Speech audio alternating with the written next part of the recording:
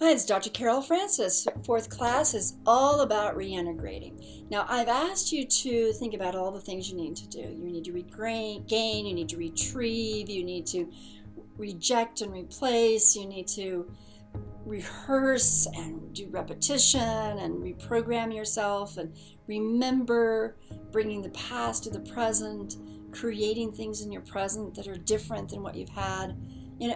That's a lot of things, but you know what's so nice is that these are all tools, and you can choose 2 or 3 of these tools that match you at a given moment, and you actually have something really workable for you that matches you. You don't have to do all 12. You do those things that match you today. It's nice to learn them so that you can pull them out of your toolbox and say, here we go. The process of reintegrating, I've made reference to a number of times through all this discussion of the 12 R's. And you'll be mindful of the realization that you feel kind of fragmented, kind of just not together. Your memory, it doesn't work as clearly. Your body isn't as coordinated.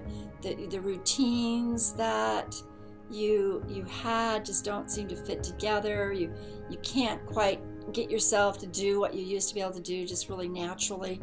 So those are some reactions if you've had a traumatic event and you hadn't had trauma before that. On the other hand, if you were abused over a long duration of time, you are having to reintegrate the you were before, which you may not remember that much, and that's one of the exercises, to remember the you that you were before, retrieve that person. But you also have to pick up the debris, right? You have to go back and retrieve, and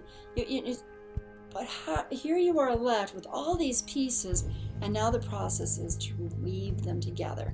I know that you've probably looked at the back of some sort of rug that's woven together, all the threads and the designs in the back often glued in, or at least twisted in, knotted in, and the pattern on the back does not look nearly as attractive as the rug, the beautiful artistic rug on the surface of it.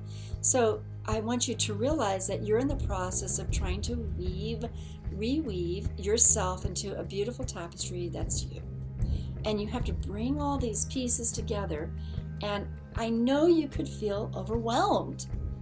You don't have to do it all at once. And you don't have to just like, here, come in, because, who are all? It's like having too many relatives at a reunion. It's like, who is everybody? And they all have demands, they all have needs, and they're all, overwhelming. But bit by bit, you just kind of say, I'm going to weave this together here. And then maybe later on there's something, I think I'm going to weave this together here.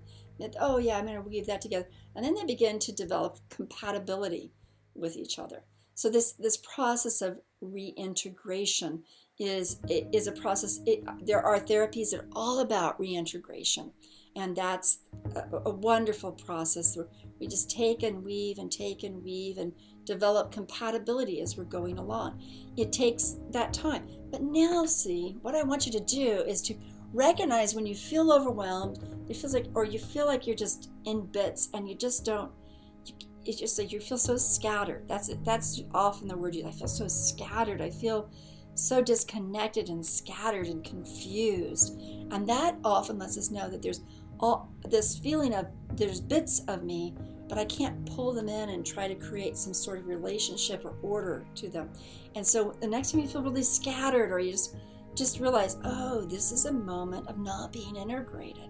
This is a moment of like pieces of me that are all here, and they all probably have competing needs or overwhelming needs, and I can't address all of them. And just to be able to say, I can't address all of you. I'm really sorry, guys.